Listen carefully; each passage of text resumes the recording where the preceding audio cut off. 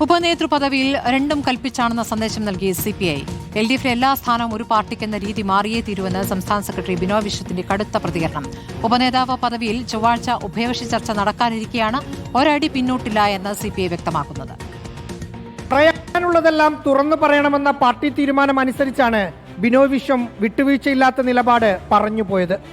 മാധ്യമപ്രവർത്തകരുടെ ചോദ്യത്തിന് ഉത്തരമായല്ല, മറിച്ച് പ്രസംഗത്തിലാണ് ഉപനേതൃപദവിയിൽ വ്യക്തത വരുത്തിയെന്നത് ശ്രദ്ധേയം. പ്രതിപക്ഷ ഉപനേതാവ് സ്ഥാനം അത് CPIക്ക് ലഭിച്ചേ തീരുമെന്ന് CPI പറയുന്നത് LDFനെ ദുർബലമാക്കാൻ വേണ്ടിയല്ല, ശക്തമാക്കാൻ വേണ്ടിയാണ്.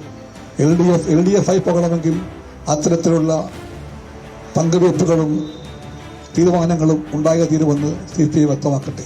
CPIM ചൊവ്വാഴ്ച CPIയുമായി ഉപനേതാവ് പദവിയിൽ ചർച്ച നടത്താനിരിക്കെയാണ് ബിനോയ് വിശ്വം കടുപ്പിച്ചിരിക്കുന്നത്.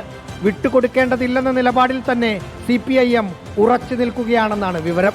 റാഹീസ് റഷീദ്, റിപ്പോർട്ടർ, തിരുവനന്തപുരം.